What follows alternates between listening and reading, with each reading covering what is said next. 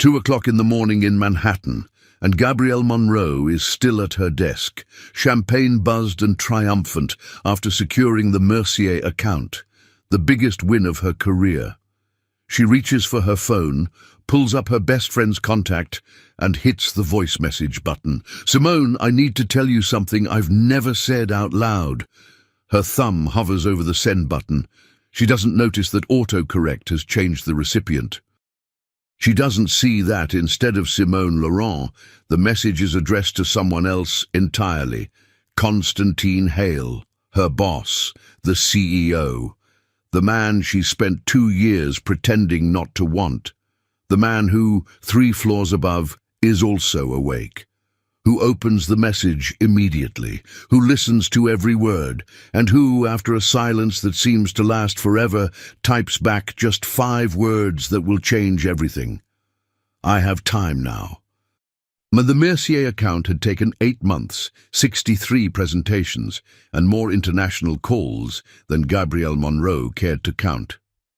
But at 9:47 on a Friday evening, Pierre Mercier himself had shaken her hand in the glass-walled conference room of Hale Global's Manhattan headquarters and said yes. Yes to everything. Yes to the campaign. Yes to the budget. Yes to making Hale Global the face of European luxury in the American market.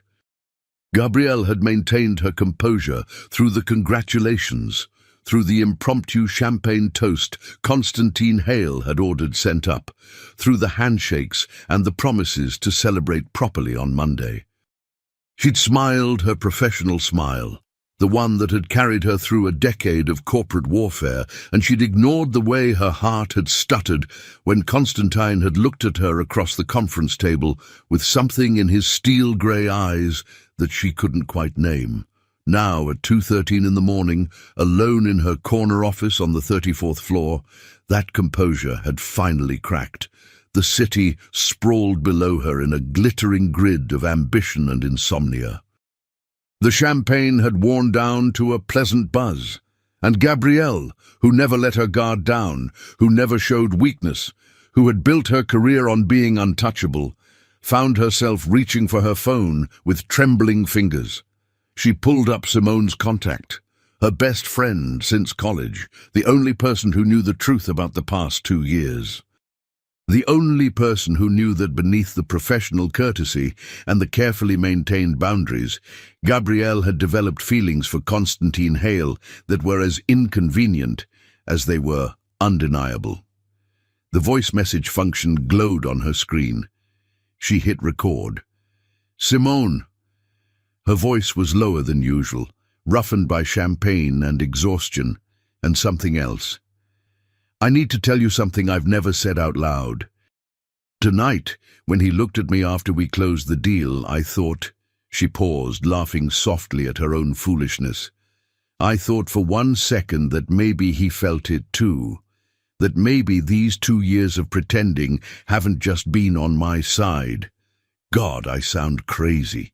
But there was this moment, right before everyone came in to congratulate us, when it was just the 2 of us in the conference room, and he said, 'You're extraordinary, Gabrielle.' And the way he said it..."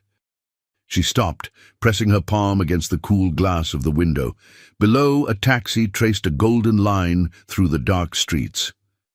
"I know what you're going to say, that he's the CEO, that I've worked too hard to let this derail my career.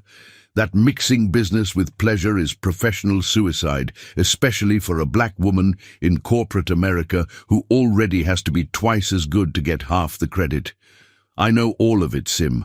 I know I should feel nothing, but I'm so tired of feeling nothing.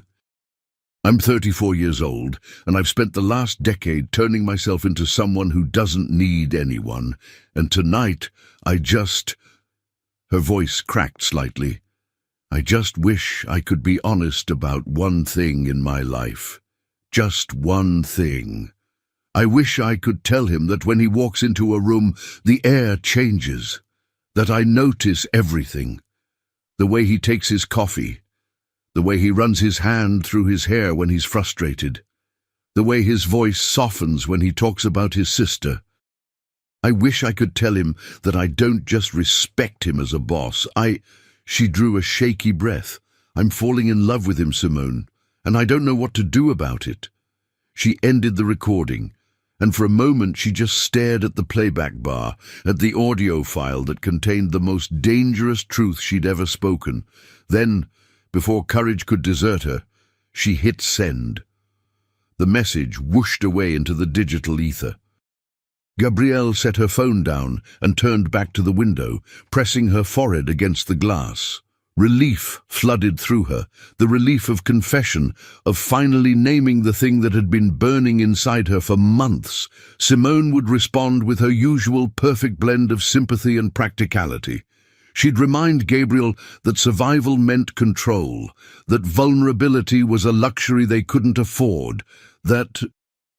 Her phone buzzed. Gabrielle glanced at the screen, expecting Simone's contact photo, her friend's radiant smile on a beach in Martinique. Instead, she saw a name that made her blood turn to ice: Constantine Hale. For 3 full seconds, Gabrielle couldn't breathe. She stared at the notification, at the message preview that appeared below his name. I have time now. No, this wasn't possible. She'd sent the message to Simone. She'd been careful. She always... With shaking hands, she opened her message history. And there it was, in brutal digital clarity, the voice message, sent not to Simone Laurent, but to Constantine Hale. Autocorrect had changed the recipient, or she'd clicked the wrong contact, or God was punishing her for every professional boundary she'd ever maintained. The details didn't matter. What mattered was that her boss, the CEO of a multi-billion-dollar global marketing empire, had just heard her confession of love. Gabrielle's phone buzzed again. 36th floor, my office. Unless you'd prefer neutral ground, she should run. She should grab her bag and her coat and disappear into the Manhattan night and never come back. She should start updating her resume. She should... Her fingers moved before her mind could catch up, typing a response. Your office, 5 minutes. She hit send before she could think better of it. The elevator ride to the 36th floor lasted an eternity. Gabrielle studied her reflection in the polished steel doors, dark skin glowing despite her exhaustion, natural hair pulled back in a low bun that had started the day sleek and was now deliciously undone, amber eyes wide with something between terror and anticipation. She'd shed her blazer hours ago. Her cream silk blouse was untucked, the top button undone. She looked like a woman who'd just confessed something unforgivable. She looked like herself. The elevator chimed. The doors opened onto the executive floor, where floor-to-ceiling windows framed Manhattan like a painting. At the end of the hall, light spilled from Constantine's corner office. Gabrielle's heels clicked against marble as she walked toward it. Each step a small act of courage or suicide. She wasn't sure which. Constantine stood at his window, silhouetted against the city lights. He'd removed his jacket and tie. His white shirt was unbuttoned at the collar, sleeves rolled to his elbows. At 41, he'd built an empire from nothing, and it showed in every line of his body, the controlled power, the careful grace, the sense of someone who'd learned to trust no one. He turned when she entered. His face was unreadable. "Close the door," he said quietly. Gabrielle did. They stood there in silence, 10 feet apart, the unspoken confession hanging between them like smoke. "I'm sorry," Gabrielle began, but Constantine raised one hand. "Don't." His voice was rough, almost harsh. "Don't apologize for being honest. You shouldn't have meant to send it to me," he corrected. "But you said it. You felt it. And I—" He stopped, running a hand through his dark hair in the gesture she'd mentioned in her message, and something in her chest cracked open. "I'm not sorry I heard it." Gabrielle's breath caught. "Constantine, do you know how long I've been standing at this window tonight?" He gestured to the glass behind him, to the city burning in the dark. "Since 10. Since everyone left, since I couldn't make myself go home because you were still in the building, and I've spent 2 years telling myself that being near you was enough, that I didn't need more than that." He laughed, the sound bitter and beautiful. "And then I got your message. I didn't mean—" "Yes, you did." He took a step toward her, and then another. "You meant every word. Just like I've meant every time I've found an excuse to stop by your office. Every time I've extended a meeting because I wasn't ready for you to leave. Every time I've told myself that what I feel for you is just professional respect, just admiration for a brilliant colleague." He stopped 3 feet away from her, close enough that she could see the silver threading through his dark hair, the fine lines at the corners of his grey eyes. "You're not the only one who's been pretending, Gabrielle." The words hung in the air between them, impossible and true. "You're my boss," Gabrielle whispered, but even she could hear how weak the protest sounded. "I know. This could destroy both our careers. I know. I've worked too hard. I know," Constantine said again, and this time his voice was gentle.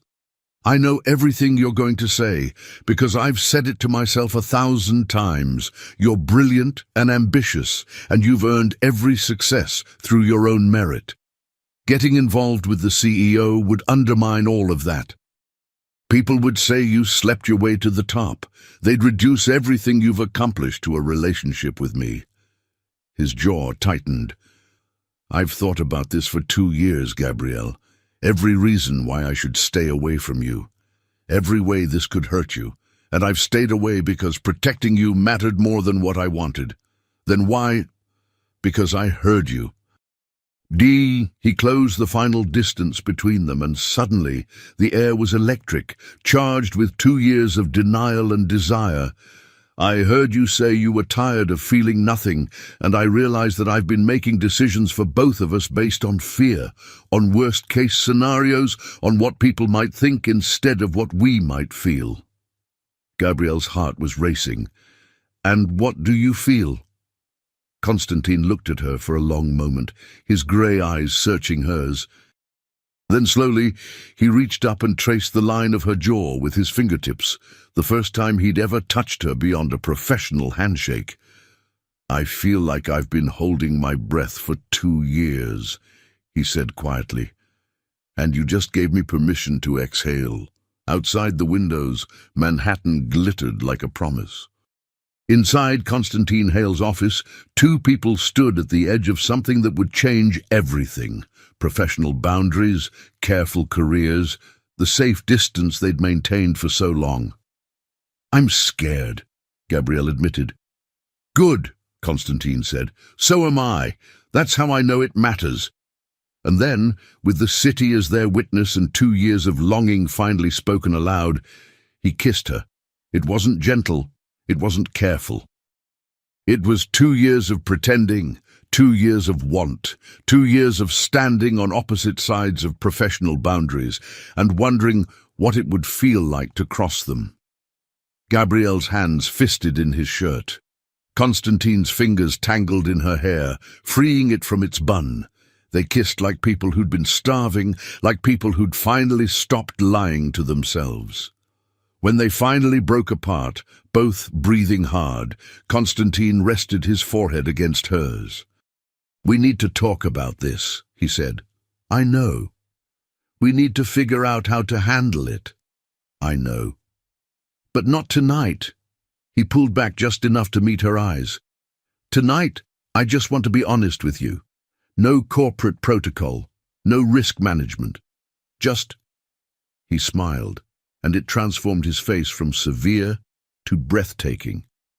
"Just us."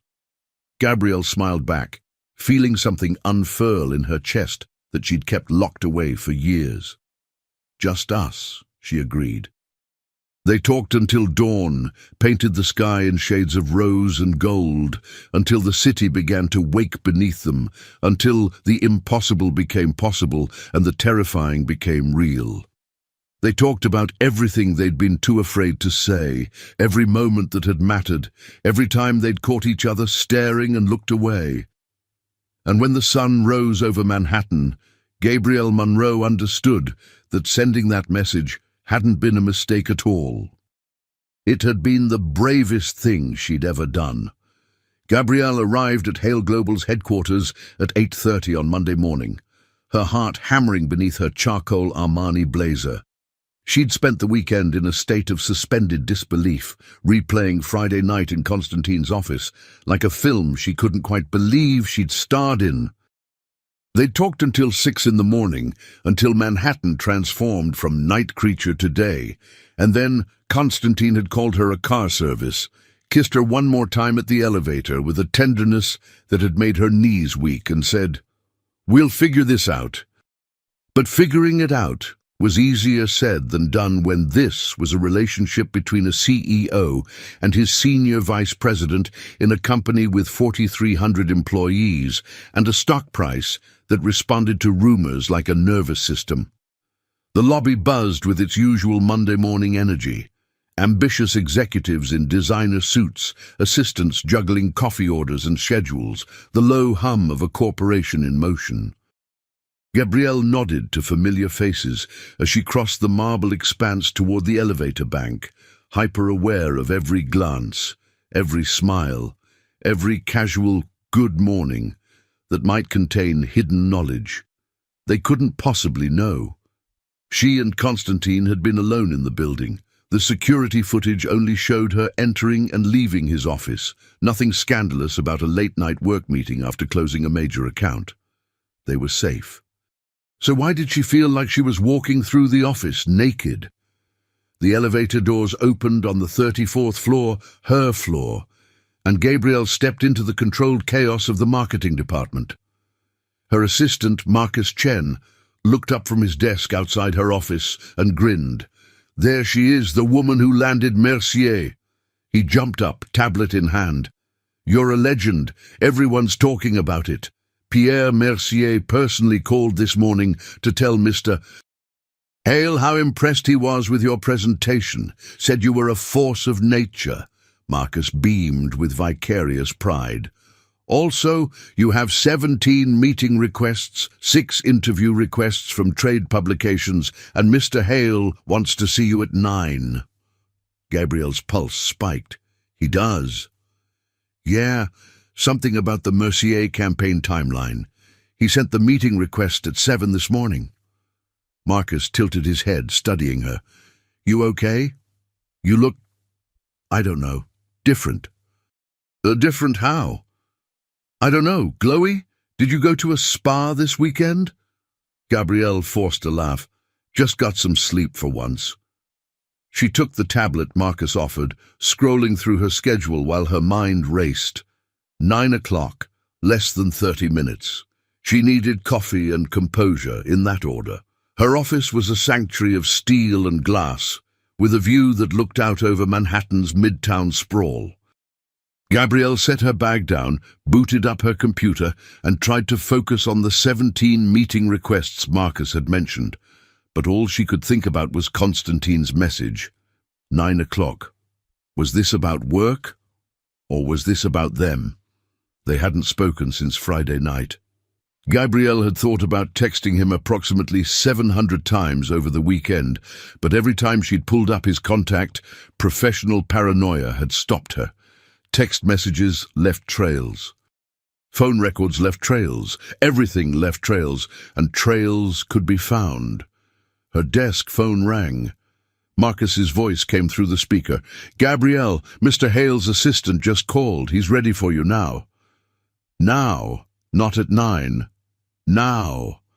Gabrielle stood, smoothed her blazer, and tried to calm the hummingbird pace of her heart. This was fine. This was normal. She met with Constantine regularly about campaigns and strategy. There was nothing unusual about an early morning meeting with her CEO, except for the fact that she'd kissed him 72 hours ago and hadn't stopped thinking about it since. The 36th floor greeted her with its usual executive hush, the kind of quiet that only money and power could buy. Constantine's assistant, Patricia Greaves, a woman in her 50s with steel-grey hair and the organizational skills of a five-star general, looked up as Gabriel approached. "Miss Monroe, go right in. He's expecting you." Gabriel knocked once and entered. Constantine stood at his desk, reading something on his laptop screen. He was in full CEO mode, charcoal three-piece suit, burgundy tie, every inch the controlled power broker who'd built a billion-dollar empire. He looked up as she entered, and for one fraction of a second, his carefully maintained expression slipped. She saw heat in his grey eyes, memory, want. Then the mask was back in place. "Gabrielle, close the door." His voice was pure business. She did, her stomach twisting. This was it, the conversation where he told her that Friday night had been a mistake, that they needed to maintain professional boundaries, that what they'd shared was impossible in the cold light of Monday morning reality. Constantine gestured to one of the leather chairs across from his desk. "Sit." Gabriel sat, spine straight, hands folded in her lap, every inch the consummate professional. Constantine studied her for a moment, then came around the desk and leaned against it, arms crossed. He was close enough that she could smell his cologne, the same scent that had haunted her all weekend. "I've been thinking," he began. Here it comes, Gabrielle thought. The professional retreat, the backpedaling. "About how we handle this," Constantine continued, "about what happens next. And I've realized something important." Gabriel waited, barely breathing. "I don't want to hide this," he said quietly. "I don't want to pretend Friday night didn't happen. I don't want to go back to standing across conference tables from you and acting like I'm not completely undone every time you walk into a room." He paused, his grey eyes intense. "But I also don't want to hurt your career. So I think we need rules." Gabrielle blinked. Rules? Guidelines? Boundaries? Constantine pushed off the desk and began to pace, his movements restless. "At work, we're CEO and senior vice president. Nothing more. No special treatment.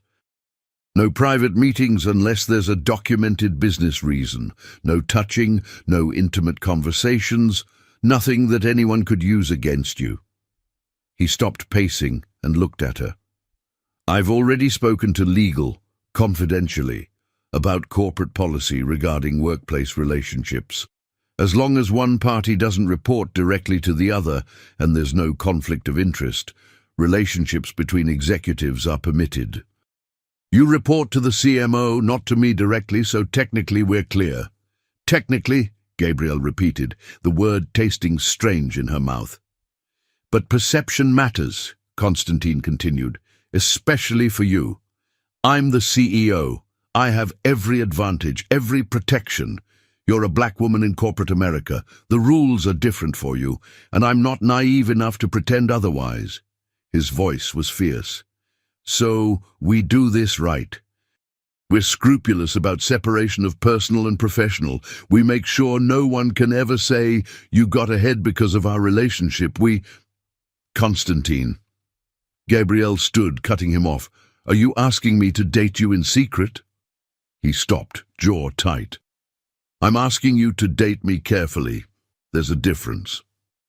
"Is there?"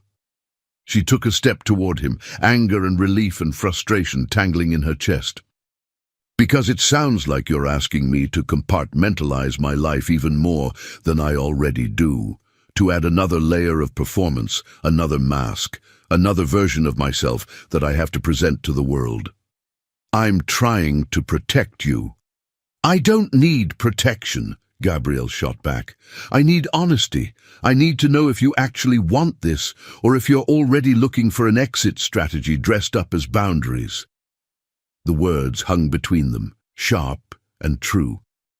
Constantine closed the distance between them in 2 strides. He didn't touch her. They were in his office during business hours, where anyone could walk in, but he was close enough that she could feel the heat radiating off his body. "I want this," he said, his voice low and fierce. "I've wanted this for 2 years. I've wanted you so badly that I've had to rewrite every goddamn rule I have about professional boundaries. But I won't be the reason you lose what you've earned. I won't be the man who derails your career because I couldn't keep my hands to myself." Gabriel's anger softened, just slightly. "So what do you propose?" "We go slow. We're discreet. At work, we're professionals. Outside of work." His eyes darkened. "Outside of work, we see what this could be." It wasn't perfect. It wasn't even particularly romantic.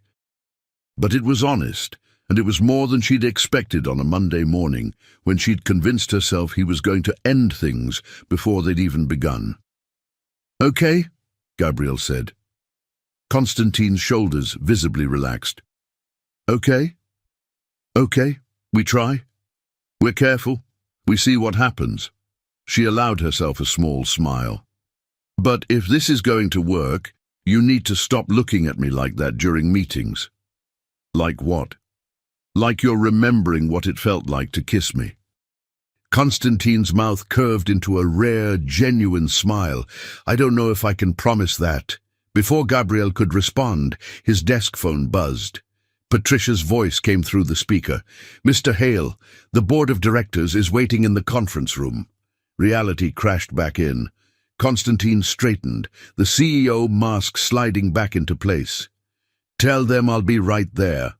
He looked at Gabriel. "We have the Mercier timeline meeting at 2 this afternoon. Bring your team." "Of course." She turned toward the door, then paused. "Constantine?" "Yes?" "Thank you for wanting to do this right." He didn't smile, but something warm flickered in his grey eyes. "Go," he said softly. "Before I forget we're being professional." Gabrielle left his office, pulse racing, and tried to ignore the way her entire body hummed with possibility. This was insane. This was risky. This was everything she'd spent a decade avoiding, and she couldn't wait to see what happened next. The afternoon meeting was torture of the most exquisite kind.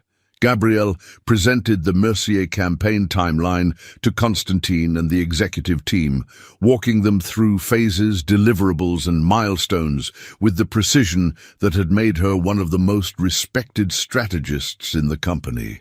Constantine asked sharp questions, challenged her assumptions, pushed back on timelines, exactly as he always did. But every time their eyes met across the conference table, Gabrielle felt the memory of Friday night burning between them like a live wire. After the meeting, as executives filed out of the conference room, Constantine stopped her with a casual, "Gabrielle, a moment." She waited until the room cleared, very aware that Patricia was visible through the glass walls, typing at her desk. Constantine didn't come close. He kept the width of the conference table between them. "Dinner," he said quietly. "Thursday night, not work, not coffee, actual dinner.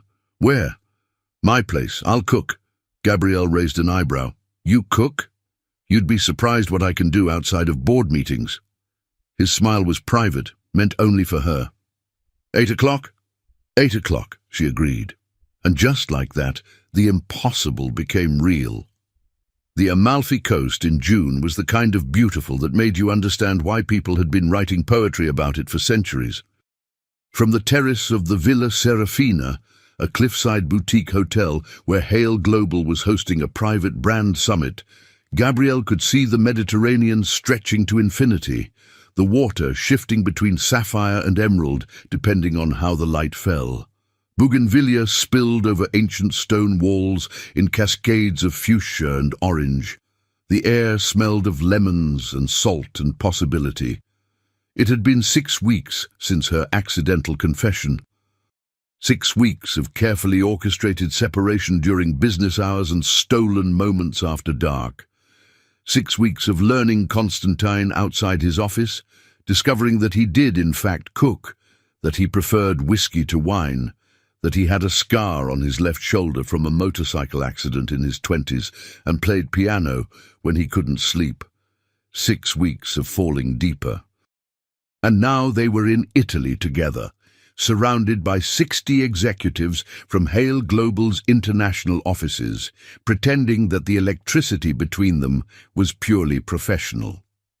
Ms. Monroe, a server, appeared at her elbow with a tray of champagne flutes. Compliments of Mr. Hale for the team leads. Gabrielle accepted a glass and watched as Constantine worked the terrace below, moving between clusters of executives with the easy grace of someone who'd spent decades perfecting the art of corporate charm. He was in linen, a concession to the Italian heat, his white shirt open at the collar, his dark hair slightly disheveled by the sea breeze.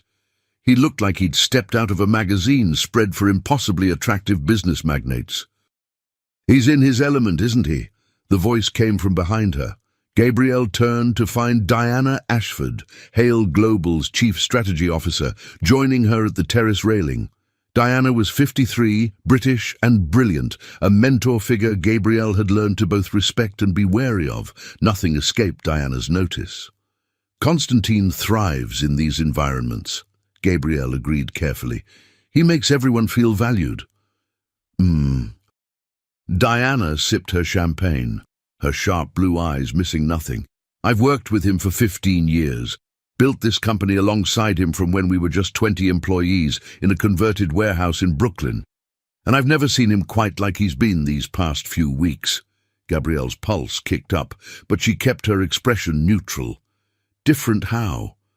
"Lighter," Diana said thoughtfully. "Less controlled. He's always been brilliant, always been driven, but there was an edge to it, like he was constantly braced for impact. That edge is softer now." She turned to look at Gabriel directly. "I wonder what changed." It wasn't an accusation. It was an observation from someone who cared about Constantine and wasn't stupid. Gabrielle met Diana's gaze steadily. "Perhaps he's learned to trust the team he's built." Diana's smile was knowing but not unkind. "Perhaps." She raised her glass in a small toast. "Whatever the reason, I'm glad to see it. He deserves happiness. We all do." She walked away before Gabrielle could respond, leaving her alone with her racing thoughts and the distinct impression that Diana knew exactly what was going on and was choosing to say nothing.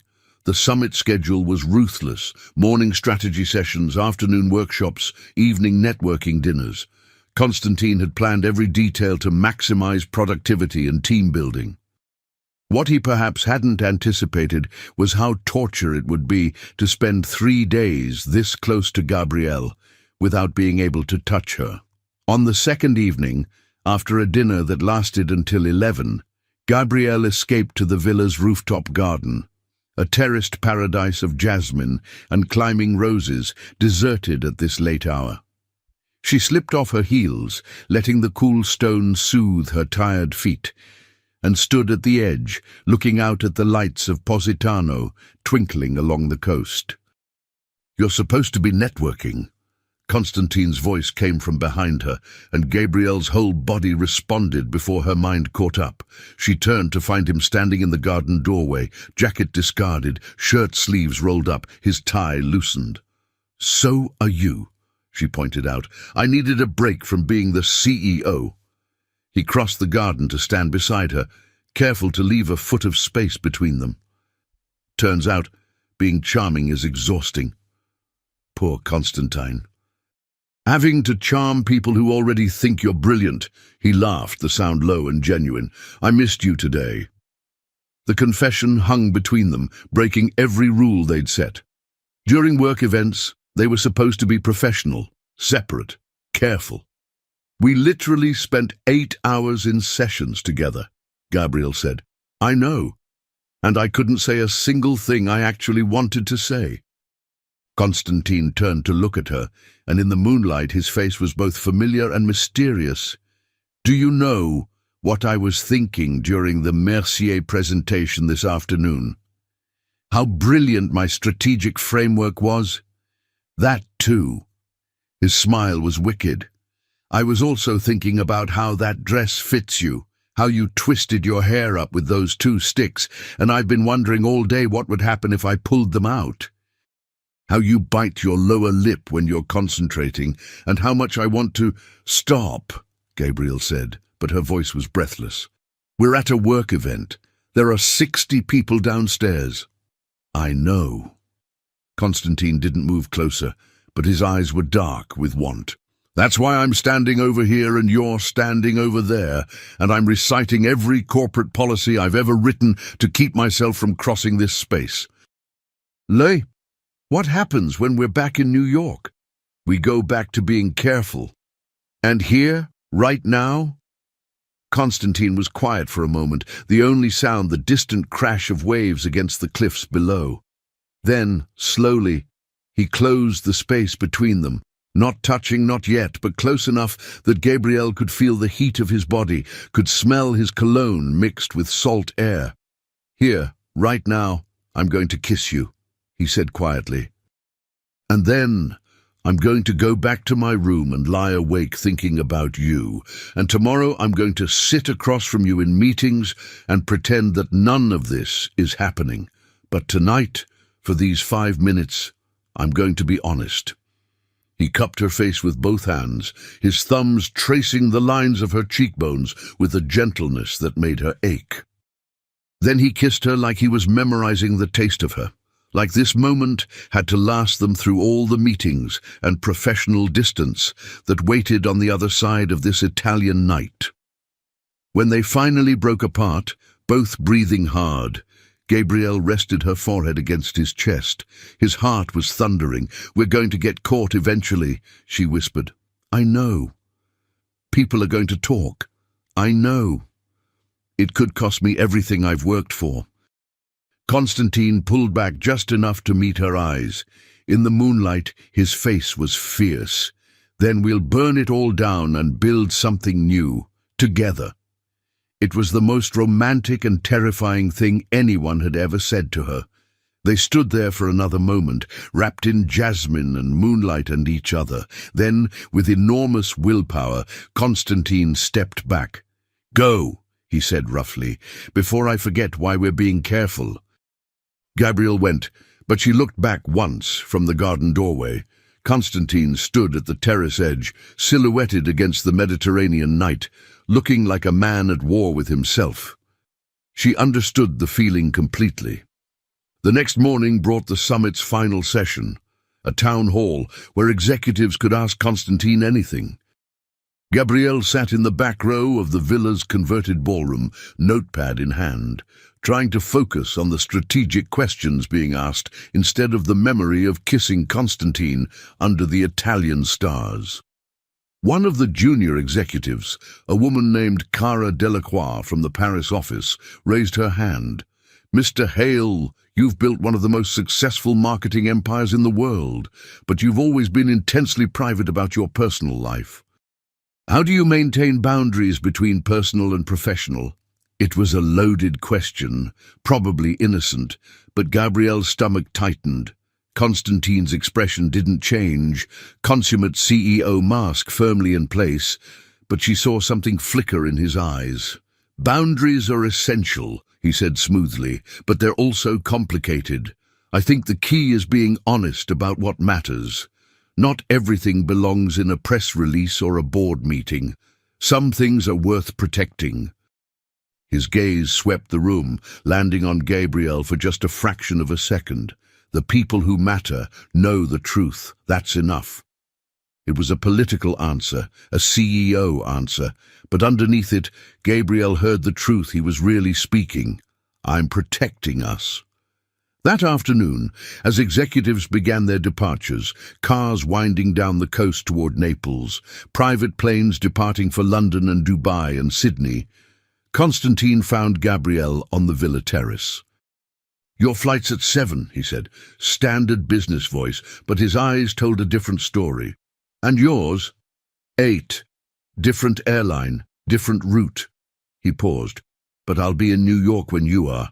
And I'm taking you to dinner Friday, somewhere no one from work will see us. Careful, Constantine. That sounds almost like a date. It is a date. We've been doing this for 6 weeks, and I haven't taken you anywhere public. I want to change that. Public is risky. Everything about this is risky. He glanced around. They were alone on the terrace, the other executives gone. He took her hand just for a moment, his thumb tracing circles on her palm. But I'm tired of only having you in private. I'm tired of stolen moments. I want— He stopped, jaw tight. What do you want? More, Constantine said simply. I want more of you, more time, more honesty, more of everything. Gabrielle's heart clenched. I want that too. Then say yes to Friday. Yes. He smiled, that rare, genuine smile that transformed his whole face, and released her hand. Go catch your flight, Ms. Munro. Have a safe trip, Mr. Hale. They walked away in opposite directions, maintaining their careful distance. But when Gabrielle reached the villa's entrance, she looked back once. Constantine stood at the terrace railing, watching her leave. She had the distinct feeling that something had shifted in Italy, that the careful boundaries they'd built were starting to crack, and that whatever came next would change everything. The rumors started on a Tuesday. Gabrielle first heard them in the women's restroom on the 32nd floor, not her floor, but close enough that the whispers carried.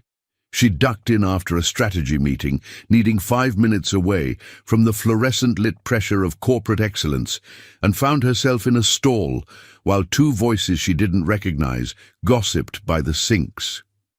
Saw them together in Italy. Multiple people confirmed it.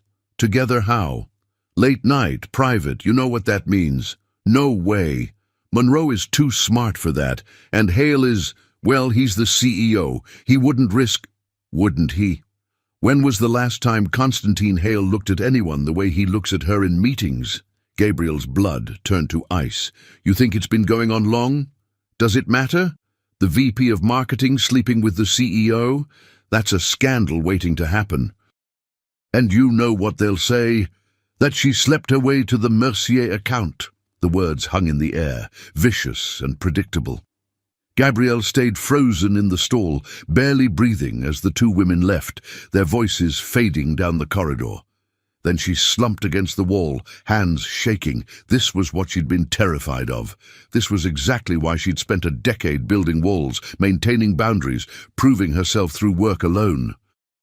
Because no matter how brilliant she was, no matter how many accounts she landed or strategies she executed, the moment people knew about her and Constantine, everything would be reframed. She wouldn't be Gabrielle Monroe, marketing genius. She'd be the black woman who slept with the boss.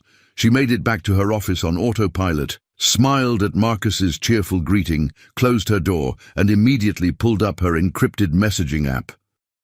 Constantine had insisted they use it after Italy, a small concession to paranoia. She typed, "We need to talk, now." His response came within 30 seconds. "My office, 10 minutes. Gabrielle took those 10 minutes to compose herself, to rebuild the armor she wore in this building, to prepare for the conversation that was going to break her heart. Constantine was reading something on his laptop when she entered, but he looked up immediately. Whatever he saw in her face made him stand. "Close the door," he said. She did. Then she turned to face him, arms crossed over her chest, protective, defensive. "People are talking," she said without preamble. Constantine's jaw tightened. "I heard. Diana came to see me an hour ago. Apparently someone from the Paris office posted photos from the summit on social media. There's one from the rooftop garden. You and I talking. We're not touching, not doing anything inappropriate, but the body language is—" He stopped. "It's clear we're more than colleagues. Who saw it? Enough people." Constantine came around the desk, but stopped when Gabrielle held up a hand. "Don't. Not right now." She drew a shaky breath. "Do you know what they're saying? That I slept with you to get the Mercier account, that everything I've achieved is because I'm fucking the CEO." The words were harsh, deliberately so. Constantine flinched. Gabrielle. No, you don't understand. Her voice cracked. You're Constantine Hale. You're a white man who built a billion-dollar empire from nothing. Your reputation is bulletproof. Mine? She laughed bitterly. I'm a black woman in corporate America. I'm already fighting just to be seen as competent, and now they're going to reduce me to someone's mistress. That's not what you are. That's what they'll say. The words came out louder than she intended. Gabrielle pressed her palms to her eyes, fighting for control. I have worked my entire life to be taken seriously, to be judged on my merit, and in one social media post, all of that is gone. Constantine stood very still, his face a mask she couldn't read. What are you saying?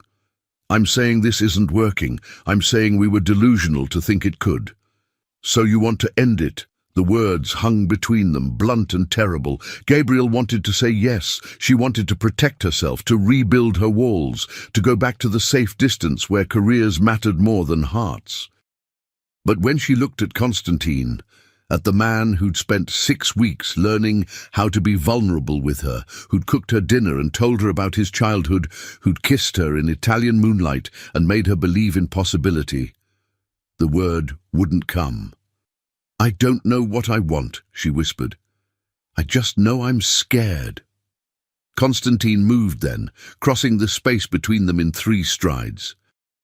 He didn't touch her, not in his office where anyone could walk in, but he was close enough that she could see the silver in his eyes, the fine lines of exhaustion at the corners of his mouth. I'm scared too, he said quietly. I'm terrified, because I've spent 15 years building this company, and I would give it all up if it meant keeping you. And that's insane. That's not logical. That's not the Constantine Hale who's made every decision based on strategy and control. He stopped, jaw working. But I can't go back to pretending. I can't go back to standing across meeting rooms from you and acting like you don't mean everything. Gabrielle's eyes burned. Constantine, I'm not asking you to sacrifice your career for this. I would never ask that. His voice was fierce. But I am asking you to let me fight for you. Let me handle the rumors. Let me make it clear that you earned every success on your own merit. Let me... How? Gabrielle demanded. How do you do that without making this a bigger story? Without confirming what people already suspect? Constantine was quiet for a long moment. Then he said, very deliberately, by going public, by making a formal statement that we're in a relationship, that it developed after you'd already secured the Mercier account, that it's been reported to legal and approved by the board, by taking away the gossip and replacing it with facts. Gabrielle stared at him. You're suggesting we come out? Officially? Yes, that's insane. Probably. Constantine's smile was grim. But it's also the truth, and I'm tired of hiding it. The board will lose their minds. The board will deal with it. His voice was steel. I'm the CEO. I've made this company billions. They don't get to dictate my personal life. Your shareholders will care about our Q3 earnings, not who I'm dating, and if they don't, they can sell their stock. He paused. Gabrielle, I know this is risky. I know it could blow up in our faces, but sneaking around isn't working. The rumors are already out there. At least this way, we control the narrative. Gabrielle turned away, walking to the windows that overlooked Manhattan. 36 floors below, people moved through their lives with certainty. She used to have that certainty. She used to know exactly who she was and what she wanted. Now all she knew was that she was in love with Constantine Hale, and it was either going to save her or destroy her. If we do this, she said slowly, I need conditions. Name them. I keep my current role, no promotions, no special treatment. I report to the CMO, and you don't interfere with my projects. Done. Any major business decisions involving my department go through the normal approval channels. You don't override anyone because we're together. Agreed. And if this ends, She turned to face him. "If we break up, I don't lose my job. I don't get pushed out quietly. I stay until I decide to leave." Constantine's face was serious. "You have my word. No matter what happens between us, your career is yours, not mine to give or take away." Gabrielle studied him, this man who'd somehow slipped past every defense she'd built, who'd made her want things she'd sworn off, who was offering her the most terrifying kind of vulnerability, the truth. "Okay," she said finally. "We go public." Constantine exhaled, relief flooding his face. "You're sure?" "No, but I'm tired of being scared more than I'm willing to keep hiding." She crossed back to him, and this time when he reached for her, she let him pull her close. "So let's do this. Let's burn it all down and see what's left standing." He kissed her then, brief but deep, a promise and a plea. When they broke apart, he rested his forehead against hers. "We announce on Thursday," he said. "Company-wide memo, professionally written, factual. Then we let the chips fall where they may. And until then, we prepare for war." It turned out, war came early. On Wednesday afternoon, Gabrielle was in a presentation to the executive board about Q4 marketing strategy when Damien Chen, the VP of corporate strategy and someone who'd been vying for the CMO position that everyone assumed Gabrielle would eventually get, interrupted her mid-sentence. "Fascinating strategy, Gabrielle," he said, his smile sharp enough to cut, "though I wonder if we should be concerned about the optics of you presenting this particular initiative, given recent developments." The room went silent. Gabrielle's heart hammered, but she kept her voice level. "I'm not sure what you're referring to, Damien." "No?" His eyebrows rose. "The rumors about your relationship with our CEO? I'm just thinking about how it might look to our clients. How it might affect trust in our strategic recommendations when it appears that internal politics may be influencing decisions." It was a surgical strike designed to undermine her credibility in front of the entire board. Gabrielle saw Diana Ashford stiffen, saw several other executives exchange uncomfortable glances, and she saw Constantine sitting at the head of the table, his face like granite. "That's enough, Damien." Constantine's voice was ice. "Ms. Monroe's personal life has no bearing on her professional qualifications, which are exemplary. If you have concerns about the Q4 strategy, address them professionally. Otherwise, let her finish the presentation." Damien's smile didn't waver. "Of course, Mr. Hale, my apologies." The subtext was clear. "I've made my point." Gabrielle finished the presentation on autopilot, her mind racing. This was what it was going to be like. This was just the beginning. Every decision she made, every campaign she led, every success she had would be scrutinized through the lens of her relationship with Constantine. After the meeting, Constantine found her in her office. He didn't ask if she was okay. He could see she wasn't. He just closed the door and said, "I'm moving the announcement up to today, right now. We're not waiting for Damien to poison the well any further." "Constantine? He's trying to destroy you before we even confirm anything." "I won't let him." Constantine's eyes were fierce. "I'm sending the memo in 30 minutes, company-wide. Facts only. We're in a relationship. It's been reported to legal. There's no conflict of interest. The board has been informed. Done."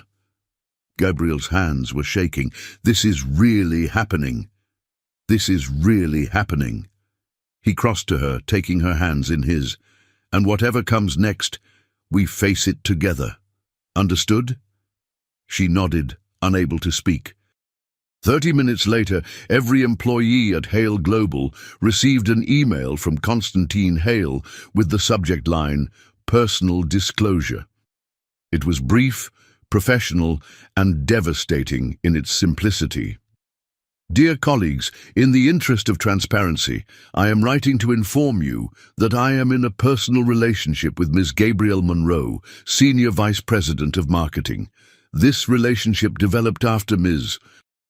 Monroe's successful completion of the Mercier account and has been properly disclosed to our legal and human resources departments in accordance with company policy. There is no reporting conflict, as Ms. Monroe reports to our Chief Marketing Officer. Ms. Monroe's professional achievements are the result of her extraordinary talent and dedication. Any suggestion otherwise is inaccurate and will not be tolerated. Thank you for your continued excellence. Constantine Hale, Chief Executive Officer. Within 5 minutes, Gabriel's phone exploded with messages. Marcus knocked on her door, eyes wide. Is this real? It's real. Holy shit, he grinned. Holy shit, Gabriel. You and Mr. Hale. Marcus, no, this is amazing. He's like intimidatingly hot. And you're together? His smile faded slightly. Wait, are you okay? You look kind of shell-shocked. Gabrielle stopped. Was she okay? She'd just had her private life broadcast to 4,300 employees. Her relationship was now office news. Everything she'd feared was happening. But she was also free. Free from hiding, free from stolen moments, free from the exhausting performance of pretending Constantine didn't matter. I'm okay, she said and realized she meant it. I'm actually okay. Marcus beamed. Good. Because half the office is losing their minds in a good way, and the other half is just gossiping, but mostly everyone's saying it makes sense. That you two always had this energy in meetings. After Marcus left, Gabrielle sat alone in her office, watching the city light up as afternoon turned to evening. Her phone kept buzzing, messages from colleagues, from friends, from her mother, who'd somehow already heard. But she ignored them all, waiting. And at 7:43, Constantine appeared in her doorway. Come with me, he said. Where? Away from this building, away from these phones, just away, for one night. Gabrielle looked at him, at this man who'd just publicly claimed her, who'd risked his carefully controlled reputation, who was standing in her office doorway, looking rumpled and human and utterly hers. Okay, she said, let's go. They left Hale Global headquarters together, side by side, and for the first time in 6 weeks, Gabrielle didn't look over her shoulder to see who was watching. She didn't need to anymore. Constantine's apartment was in Tribeca, a converted industrial loft with 20-foot ceilings, exposed brick, and windows that framed Manhattan like a living painting. Gabrielle had never been there. All their time together had been at her place, neutral ground where Constantine could leave easily if needed. But tonight, as she stepped into his space, she felt like she was finally seeing the real him. The loft was beautiful, but lived in, filled with unexpected details. A Steinway grand piano in one corner, bookshelves packed with everything from Camus to contemporary thriller novels, abstract paintings that looked expensive but chosen for love rather than investment, and photographs, dozens of them clustered on one wall. Constantine's family, a sister who looked like him, smiling parents in what looked like the 80s, a young Constantine laughing on a beach somewhere sunny. Wine? Constantine offered, shrugging off his jacket. God, yes. He poured them each a glass of something red and expensive, then joined her on the leather sofa that faced the windows. For a moment, they just sat in silence, exhausted by the day's warfare. How bad is it? Gabrielle finally asked. The fallback, the internal response. Constantine took a long sip of wine. Diana called it a shit show of curiosity, but ultimately manageable. 3 board members expressed concern, 2 expressed support. The rest are waiting to see how it affects our stock price. He smiled grimly. So, standard corporate politics. And Damien? Is being dealt with. He doesn't get to weaponize gossip and call it strategy. Constantine's voice was hard. I've already spoken to HR. His behavior in the board meeting constituted workplace harassment. He'll be censured formally. Gabrielle nodded. Relief, and something else flooding through her. Thank you. Don't thank me for doing the bare minimum. Constantine set down his wine and turned to face her fully. Gabrielle, I need to tell you something about why I've been so careful, why I've spent the last 6 weeks terrified of this going public. His tone made her stomach tighten. Okay. Constantine stood, crossing to the wall of photographs. He pulled one down, a faded picture of himself at maybe 25, standing with a beautiful blonde woman, both of them laughing. Her name was Melissa, he said quietly. We met when I was just starting the company. 20 employees, 1 client, a dream of building something that mattered. She was brilliant, a brand strategist who understood storytelling in ways I never could. We fell in love, got engaged, started building a life together. Gabrielle's chest tightened with a premonition of tragedy. Then the company exploded, Constantine continued. We went from 20 employees to 200 in 18 months. We landed major accounts. The press started calling me a wunderkind, the next big thing in marketing, and Melissa... He stopped, his jaw working. People said she was only successful because she was with me, that she'd slept her way to her position, that everything she'd achieved was because of our relationship, not her talent. Constantine, she tried to tough it out. She tried to prove herself. But the rumors followed her everywhere. Clients questioned her judgment. Colleagues treated her differently, and eventually she couldn't take it anymore. She left the company, left New York, left me. Constantine's voice was raw, not because she didn't love me, but because being with me had destroyed everything she'd worked for. Gabrielle stood, crossing to him. I'm so sorry. That's why I've been so careful with you, Constantine said, finally meeting her eyes. That's why I've been terrified of going public, because I watched what my relationship did to someone I loved, and I couldn't bear the thought of doing that to you. You're more brilliant than I'll ever be, Gabrielle. Your strategies win accounts I didn't think were possible. Your vision shapes campaigns that change how people see brands. And the idea that someone would reduce all of that to sleeping with the boss, his hands fisted at his sides, it makes me want to burn everything down. Gabrielle cupped his face with both hands, forcing him to look at her. I'm not Melissa, she said gently. I'm not going to run. I'm not going to let rumors define me. Yes, this is hard. Yes, people like Damien are going to try to use this against me. But I'm stronger than that. She smiled slightly. You know how I know? Because I've survived a decade in corporate America as a black woman.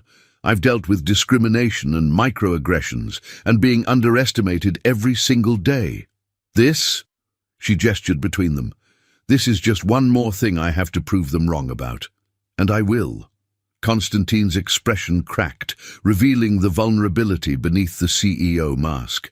I don't want you to have to fight alone. I'm not alone. I have you. Gabrielle pulled him closer. And yeah, maybe this is complicated. Maybe it's messy. Maybe it's going to require us to be smarter and more strategic than we've ever been. But I'm not giving this up because it's hard. I'm not giving you up. He kissed her then, deep and desperate and grateful. When they finally broke apart, both breathing hard, Constantine rested his forehead against hers. I love you, he said. I should have said it weeks ago, but I was too afraid. I'm saying it now. I love you, Gabrielle Monroe. Your brilliance, your strength, your refusal to accept anything less than excellence. I love all of it. Gabrielle's eyes burned. I love you too. Even though you're impossible and controlling, and you drive me crazy with your need to protect me from everything. Constantine laughed, the sound breaking the tension. I'm working on that. Work faster. But she smiled as she said it, and when Constantine pulled her down onto the sofa, she went willingly, curling into his side as Manhattan glittered beyond the windows. They spent the night talking about everything. About Melissa, and the lessons Constantine had learned about Gabrielle's childhood in Atlanta and the grandmother who'd raised her to be fearless, about their hopes for the company and their terror about the future. By the time dawn painted the loft in shades of rose and gold, Gabrielle felt like she'd finally seen all of Constantine Hale. Not the CEO, not the corporate titan, but the man. And she loved every complicated, beautiful, wounded part of him. Over the next 2 weeks, the story of their relationship became corporate folklore. Some people gossiped, some people speculated, but most people, Gabrielle discovered, simply didn't care as much as she'd feared. They were too busy with their own work, their own ambitions, their own lives to obsess over who the CEO was dating. The Mercier campaign launched to spectacular reviews. Gabrielle led the presentation to the client, without Constantine in the room, and Pierre Mercier himself stood and applauded when she finished. "Extraordinary," he said in his accented English. "This is why we chose Hale Global. This is why we chose you, Ms. Monroe." That night, Constantine took her to dinner at a rooftop restaurant in Soho, their first truly public date. They held hands across the table. They laughed too loud. They were photographed by someone's phone, and the picture ended up on a marketing blog with the caption, "Power Couple, Hale Global CEO and his brilliant VP." For the first time in months, Gabrielle didn't cringe at the coverage, because the headline focused on her brilliance first, her relationship second. A month after the announcement, Diana Ashford stopped by Gabrielle's office. "Walk with me," she said. They ended up on the 34th floor terrace, a small outdoor space most people didn't know existed. Diana lit a cigarette, offered one to Gabrielle, who declined, then said, "I want to tell you a story." "Okay." 20 years ago, I was a junior strategist at a mid-tier consulting firm. Brilliant work, terrible pay, worse management. Then I met Thomas Hale, Constantine's father, who was starting his own boutique marketing agency. Thomas saw something in me, recruited me, gave me opportunities I'd never have gotten anywhere else. Diana took a long drag on her cigarette. People said I slept with him to get ahead, said I was his mistress, said every success I had was because I was fucking the boss. Gabrielle's breath caught. "Were you?" Diana smiled. "No." Thomas was happily married to Constantine's mother. "But I was young and ambitious and worked closely with a powerful man, so people assumed. And you know what I learned?" She turned to look at Gabrielle directly. "That people will always create narratives to explain away excellence they don't want to acknowledge, especially when that excellence comes from a woman, especially when it comes from a woman of color. How did you handle it?" "I outworked everyone. I made my results impossible to ignore. And eventually, the people who mattered knew the truth." Diana stubbed out her cigarette. "You're going to face versions of this for as long as you're with Constantine. Some people will always see your success through the lens of your relationship. But Gabrielle?" She smiled, and it was fierce. "You're too damn good to let that define you. You landed Mercier before anyone knew about you and Constantine. You've built a reputation on merit. Don't let anyone take that from you." "Thank you," Gabrielle said quietly. Diana squeezed her shoulder. "Also, for what it's worth, I've known Constantine since he was 26 years old. I've watched him build this company with ruthless focus, and I've never seen him look at anyone the way he looks at you. So yeah, this is complicated, but it's also real. That's rare. Don't waste it." She left Gabrielle alone on the terrace, with Manhattan spread below, and the future suddenly feeling less terrifying. 3 months after their relationship became public, Constantine did something unprecedented. He promoted Gabrielle to Chief Marketing Officer. The announcement came with a detailed explanation of the selection process, a competitive evaluation involving external consultants, the board's approval, and unanimous support from the executive team. Damien Chen, who'd been the other candidate, left the company 2 weeks later for a position at a competitor. "Are you sure about this?" Gabrielle asked Constantine the night before the announcement went public. They were at her apartment, a sleek, modern space in the West Village that Constantine had unofficially moved into over the past months. People are going to say... They're going to say you earned it, because you did. Constantine pulled her into his arms. Gabrielle, you're the most talented marketer I've ever worked with. This promotion is 5 years overdue. I'm not going to not promote you because we're together. That would be punishing you for our relationship, and I won't do it. But no buts. He kissed her forehead. You're going to be CMO. You're going to be extraordinary at it. And anyone who has a problem with it can deal with me. The promotion announcement was met with some raised eyebrows, but mostly with congratulations. Because Gabrielle had spent 3 years proving herself. Because her campaigns spoke for themselves. Because excellence, it turned out, was harder to deny than Constantine had feared. On the night of her 1-year anniversary at Hale Global, which also happened to be 6 months after their relationship went public, Constantine took Gabrielle to the rooftop garden at Villa Serafina's New York sister property. They'd had it privately reserved, and the space was transformed with candles and climbing roses and a view of Central Park that took her breath away. "This is beautiful," Gabrielle said. "But why?" Then she turned and found Constantine on one knee, a velvet box open in his hands. "I had a whole speech planned," he said, and for the first time since she'd met him, his voice was unsteady.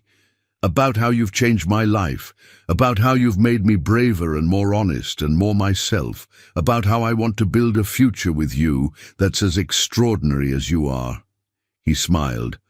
"But all of that feels inadequate. So instead, I'm just going to be honest, the way you've taught me to be. Gabrielle Monroe, I love you. I want to wake up next to you for the rest of my life. I want to fight with you and make up with you and build something beautiful together. Will you marry me?" The ring was perfect, a deep sapphire surrounded by diamonds, unique and stunning.